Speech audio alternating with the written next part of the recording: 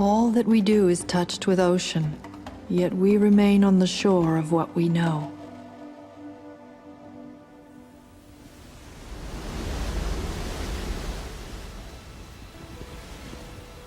"4 billion years ago, as the molten Earth cooled, a vast world ocean was formed. This sea became the cradle of life on Earth.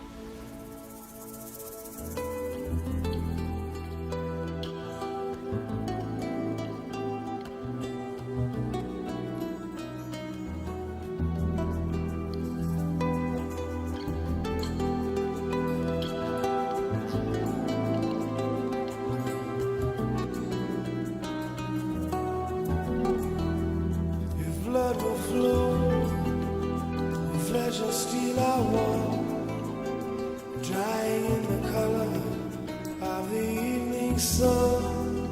Tomorrow's rain will wash the stains away, but something in our minds will always stay.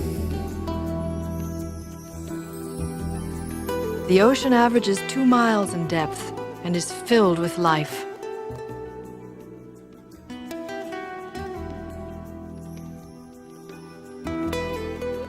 The underwater world supports life forms in a far wider diversity of shapes and colors than exist on land.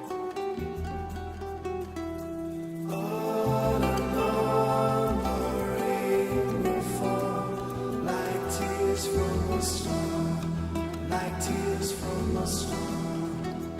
On and on the rain will say, how fragile we are, how fragile we are, how fragile we are, how fragile we are.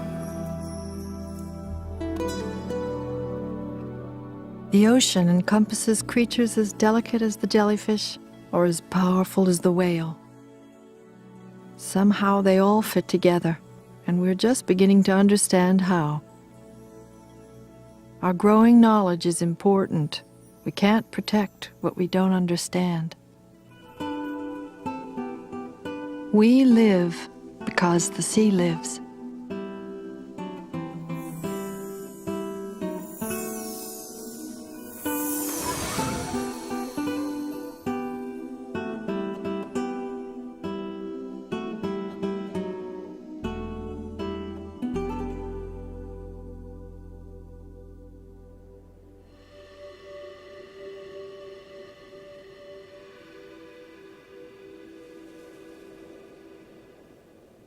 Here, in the islands of Palau, the rhythm of our life is the rhythm of the sea. We are born on a certain tide, we die on another. The tide carries our boats out to the fish. It brings us back to feed our families. The seasons of our lives depend on different currents that guide us to the schools of feeding fish.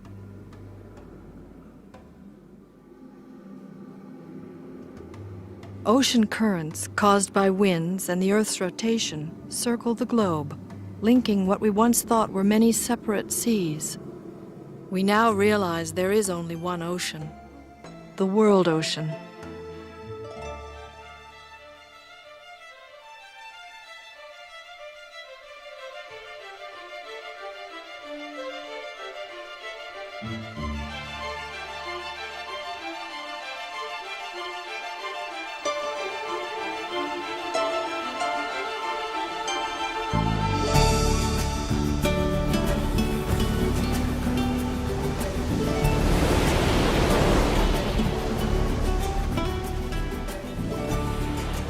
The waters of the world ocean wash the warm volcanic coastline of Hawaii.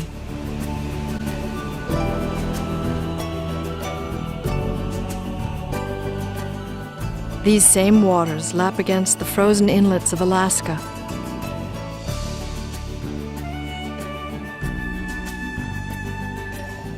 And pulse through the Red Sea between Africa and the Arabian Peninsula.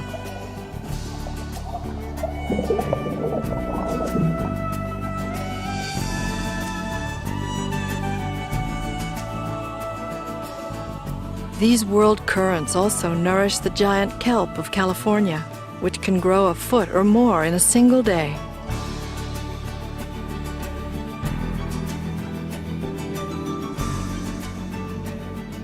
The world's aquatic plants, including kelp, provide 70% of the oxygen we breathe.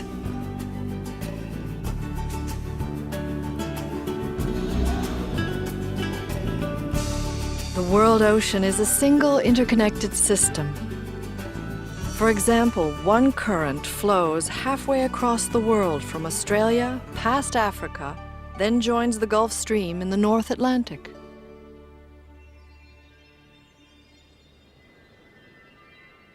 Just as currents move the waters of the world ocean, so do the tides, which ebb and flow under the gravitational pull of the moon. High tides follow the moon as it orbits the Earth.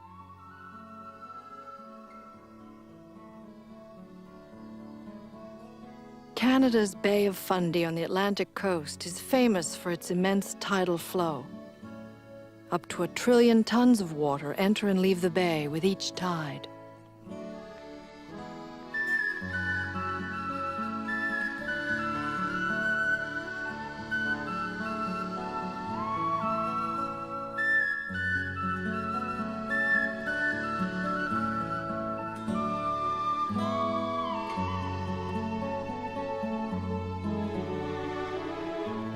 High tides can reach 50 feet and more.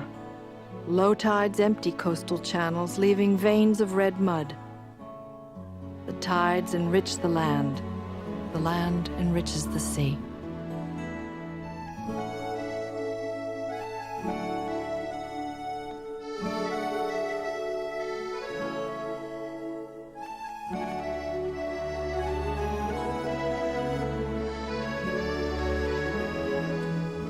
While the moon's gravity tugs the world ocean to a depth of 1,000 feet, winds churn its surface.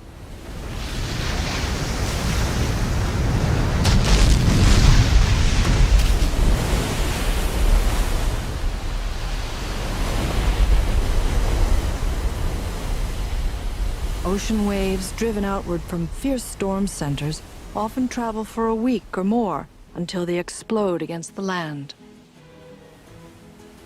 Large waves, moving at speeds of up to 70 miles an hour, surge across thousands of miles of open ocean. Port bow! Port bow! Guy right behind it. That's gonna push, it's gonna push. When these waves approach the coast of Oregon at Cape Disappointment, they keep the United States Coast Guard busy. Here, they teach heavy surf rescue. First thing cadets learn in this school is humility.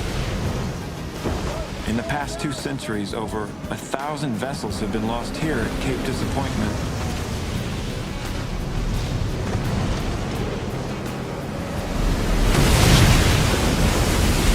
When waves are small, Oscar, our search and rescue dummy, likes to take a swim. All right, man overboard, starboard side! Daryl, you got my pointer. All right, starboard side, on your feet! Stand by. We'll be coming around when I get a hole. All right, 2 waves, breaking in front! Search and rescue drill in calm water is no problem, but we need to be able to rescue boaters in 15-foot seas.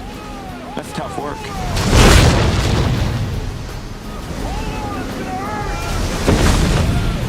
A single 15-foot wave can drop 200 tons of water on a boat. That was a widowmaker.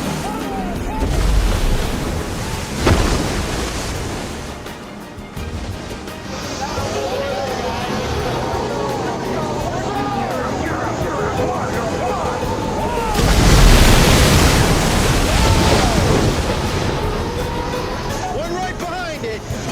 Okay, watch for the next one.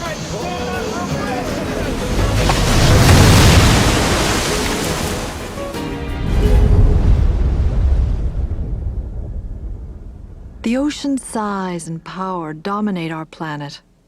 For centuries, sailors feared its destructive force.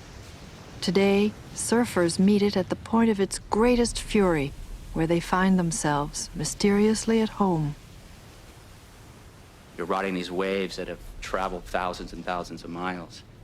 You know, you're at the mercy of the ocean. And you're underneath those waves, and you hear the rocks rolling around on the ocean floor. You hear the thundering of the waves. You know, it's just amazing. You know, it'd be great just to swim underneath the waves forever.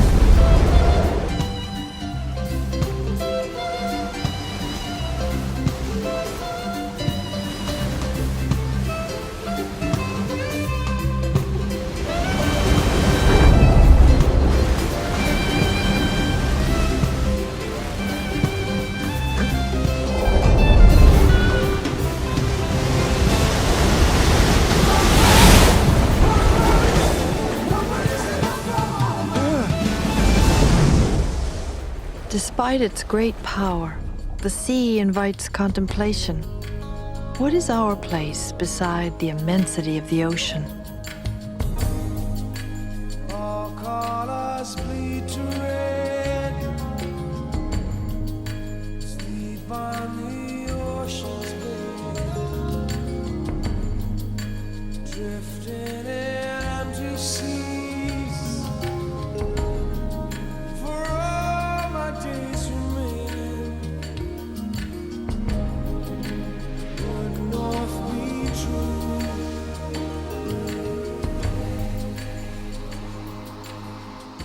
Well, for me, the ocean's always had special significance just because you're so close to nature.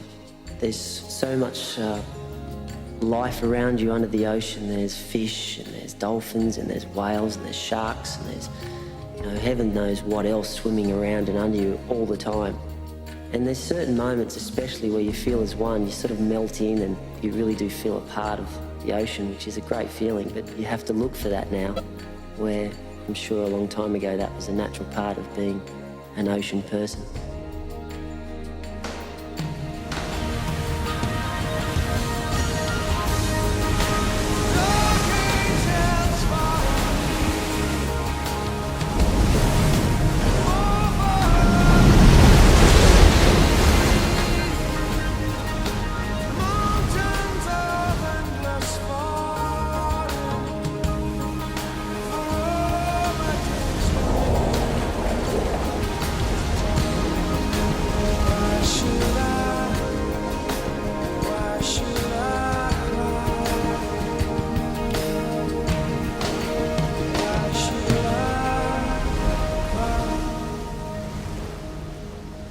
Our relationship with the sea is seldom very deep. Most of our contact with it takes place on the surface.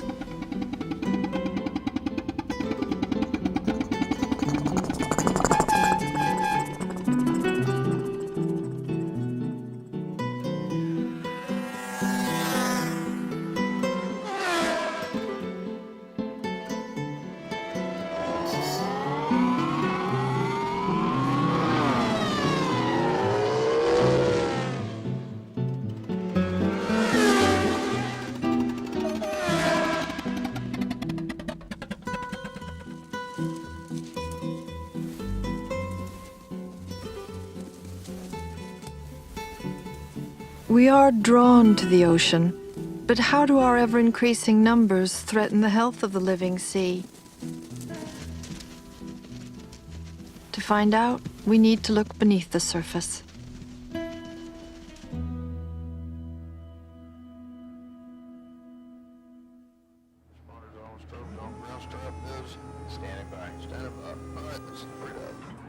Scientists at the Monterey Bay Aquarium Research Institute use remote-control submersibles to study the ocean and monitor our impact on it.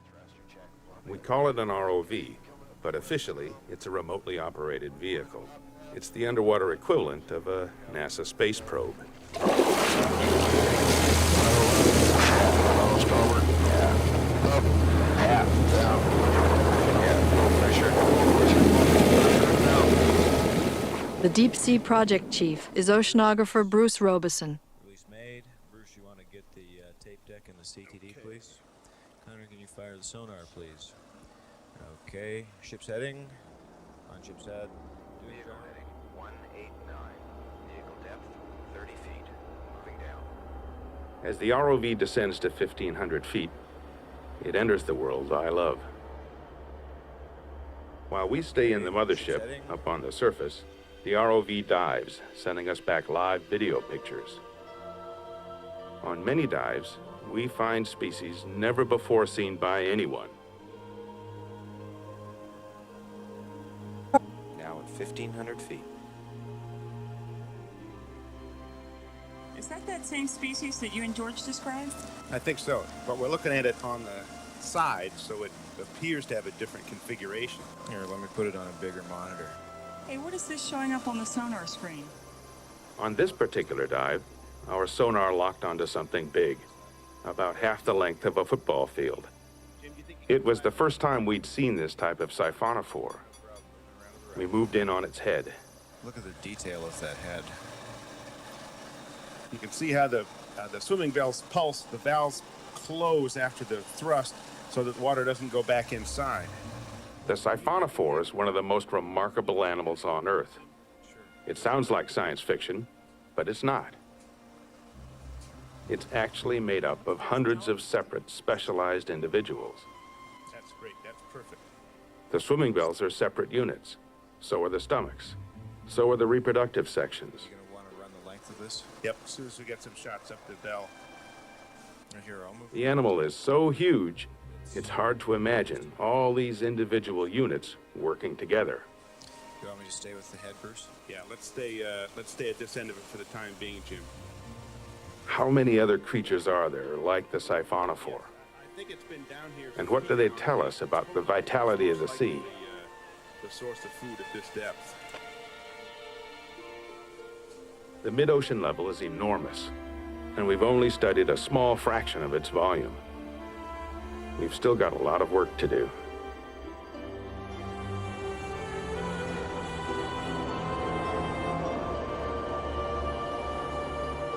All over the world, scientists are finding evidence of the connections that link the living sea. What we do in one place affects the entire ocean.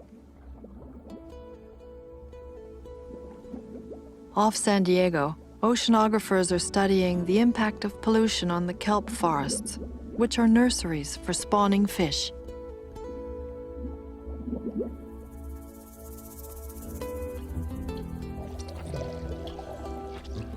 In the Central Pacific, giant clams, some weighing 400 pounds, faced extinction from overharvesting.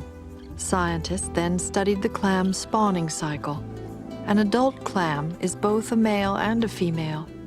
It releases millions of tiny eggs and then even more sperm.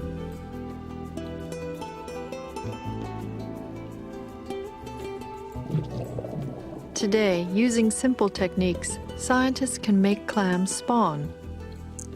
They now produce over 1 million seed clams a year.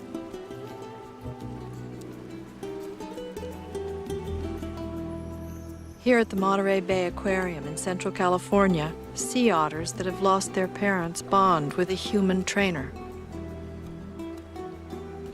I try to teach the baby otter to hunt for food. It begins to think of me as its mother.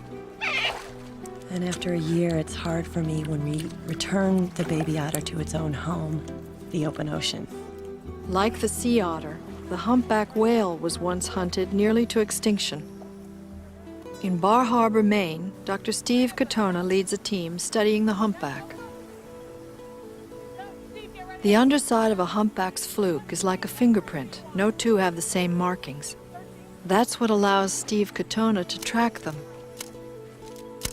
The first time a whale is photographed, it's given a name and number, which we share with other research stations all over the Atlantic Ocean. By matching our photos with other sightings, we follow the whale's migrations. Yeah, close, but not it. Wrong pattern. Nope. Hold it. The markings check out. This is it. Badge. What a great name. Once we identify the whales, we can count them. There's no question that restrictions on hunting are working. There are now over 12,000 worldwide, and the population is growing.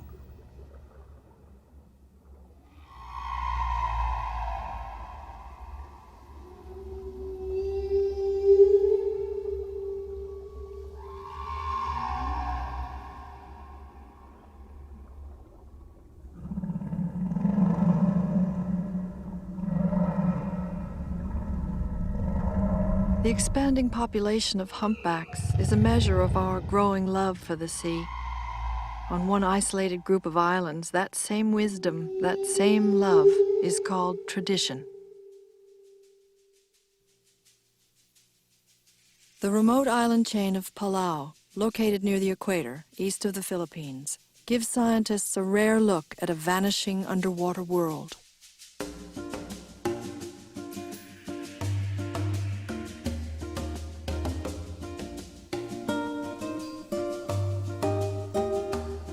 These waters may contain more species of marine life than any other place on Earth.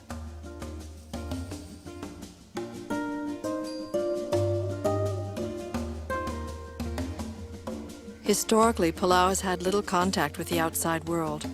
Palauans still maintain their tradition of profound respect for the sea.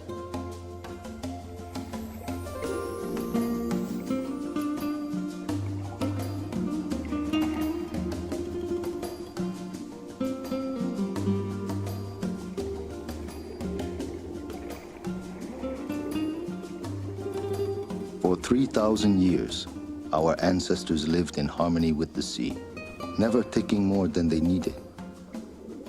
Each family group worked a patch of reef. They tended this reef like a garden. I'm Francis Torrevillon. Although he's old now, my father still swims the reefs with me.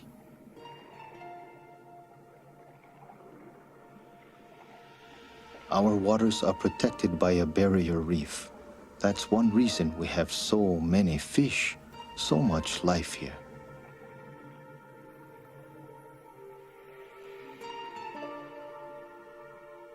I was born by the sea.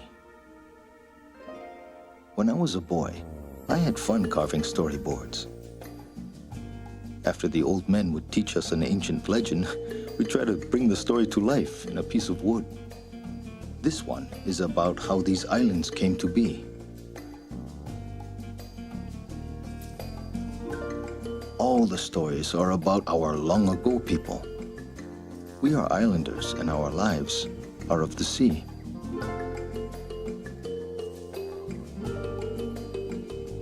I think sometimes the traditional ways are still the best. Even today, my children have one foot in the old world and one foot in the new.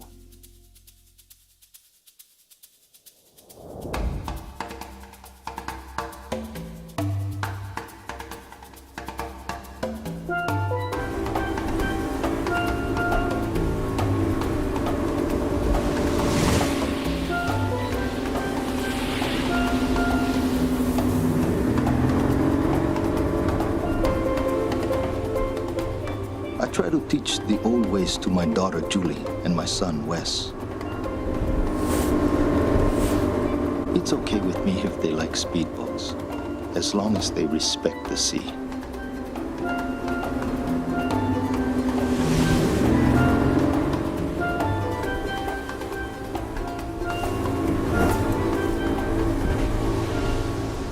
Today, I'm taking my children to an island they have never seen before.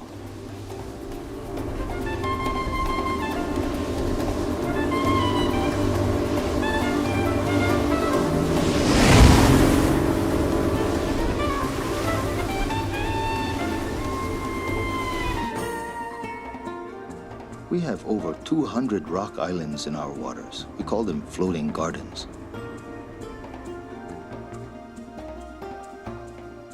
Mostly, we do scuba for fun, but also it's a kind of courtship. I hope my children will fall in love with the sea.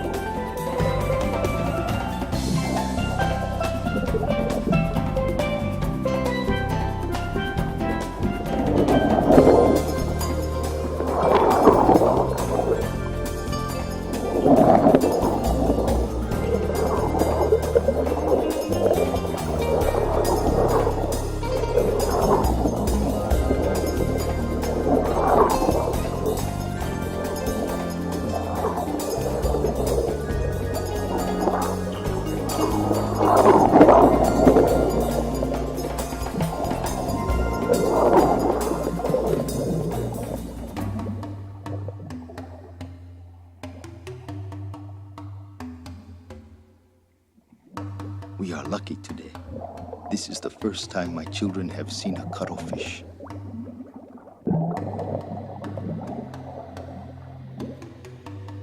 The cuttlefish is very shy and quite intelligent.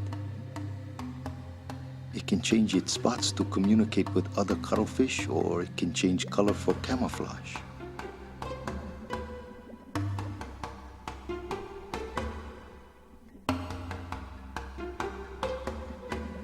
Since it's a type of squid, the cuttlefish can also release a thick cloud of ink.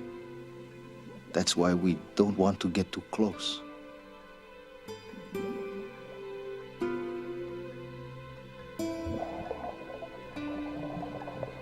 Coral looks like a plant, but it's really an animal. When coral dies, it becomes like rock, and new coral grows on top of the old skeleton. Coral reefs are always growing. They're the largest structures made by any living thing, even by us.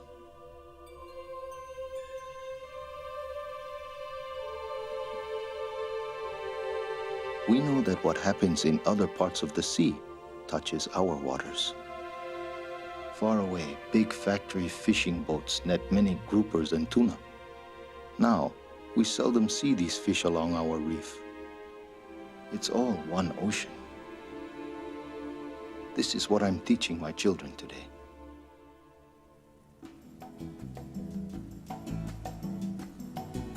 Scientists also like to come here to learn. They say our coral reefs, our fish, and our marine lakes still hold secrets. We're flying south from the main island to one of the most bizarre and potentially dangerous dive sites in all Palau. With me is marine biologist Bill Hamner and his wife Peggy. My name is Laura Martin. I'll be here for 5 years studying one of the strangest creatures in all the islands. It lives here in this landlocked saltwater lake.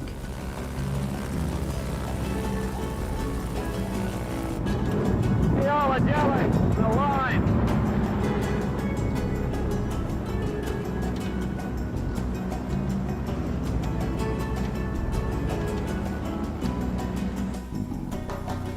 We're studying this lake, oddly enough, to learn more about the world ocean.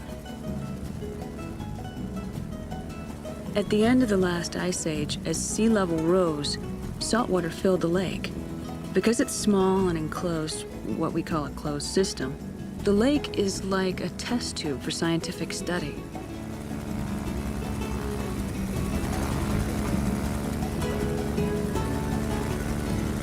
Ocean species have been trapped in this saltwater lake for thousands of years.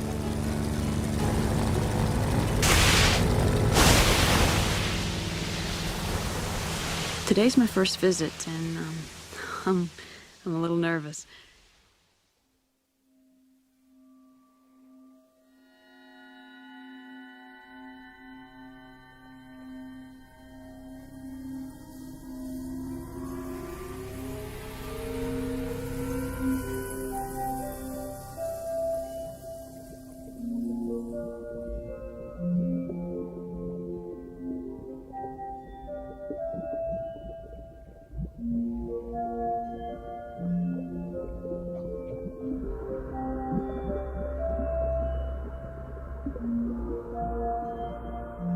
Swimming into a mass of 1 million jellyfish, you kind of expect to get stung, but you don't. These jellies have lost their need to sting.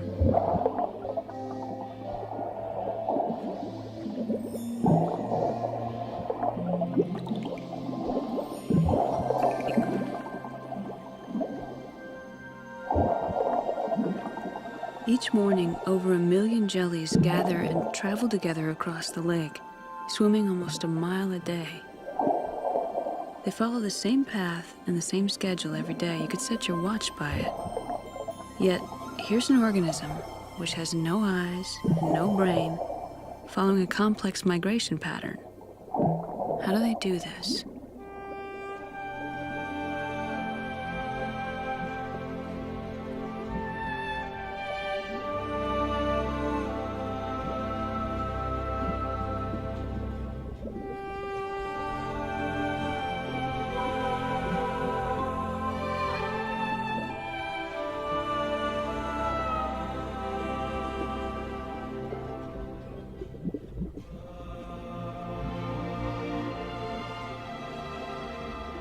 These jellyfish follow the sun because inside their bodies, each one maintains a crop of algae, which is its sole source of food. It's roughly equivalent to carrying around a portable vegetable garden.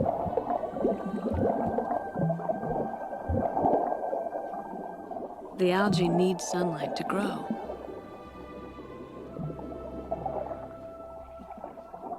Most jellyfish are hunters, stinging their prey before they eat them. These jellies are farmers with no need to sting.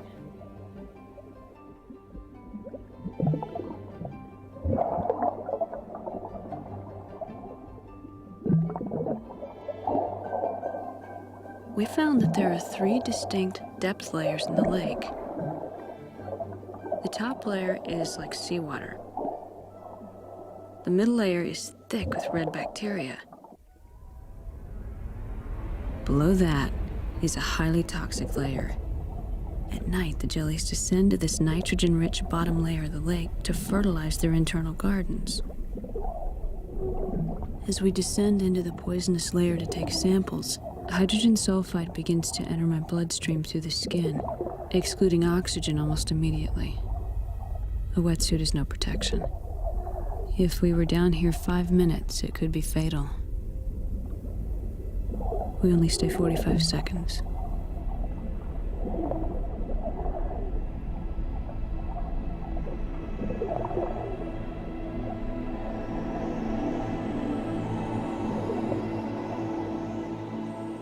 These jellyfish, which Laura Martin will study for the next 5 years, have shown a remarkable ability to adapt. They have lived for millions of centuries, since before the time of the dinosaurs. Yet they are among the most fragile creatures on Earth. The ocean encompasses creatures as delicate as the jellyfish or as powerful as the whale. Somehow they all fit together, and we're just beginning to understand how. Our growing knowledge is important. We can't protect what we don't understand. What we understand most profoundly, we love. Here, in the islands of Palau, respect for the sea is passed down from mother to daughter, from father to son. It is carved into our storyboards. A woman once had a baby girl, the board says. The child grew so large that she fell into the sea. The parts of her body that poked up above the surface became our islands of Palau. I love this story because it tells me that our lives and the life of the sea are all of one piece, braided together. Here we are islanders. We live because the sea lives.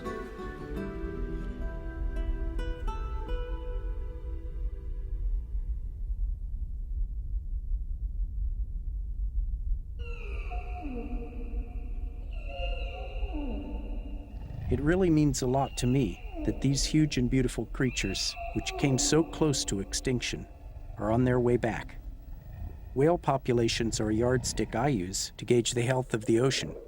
By that measure, I think we have reason to hope.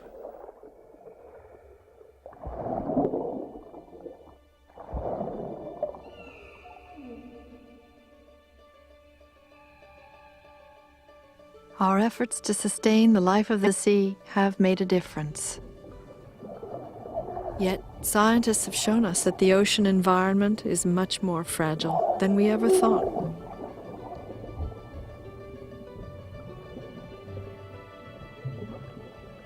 Because the land we live upon occupies only a fraction of the Earth's surface, we are all islanders, no matter where we live. For rain, for food, even for the air we breathe, we all depend on the health of the ocean. All life on Earth is a celebration of the living sea.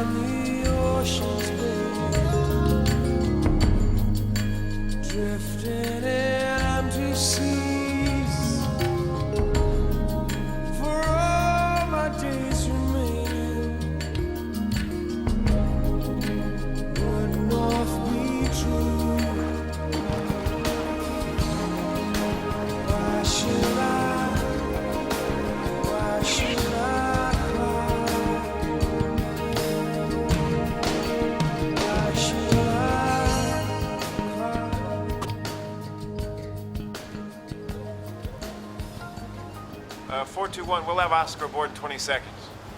Copy that. Keep up the good work.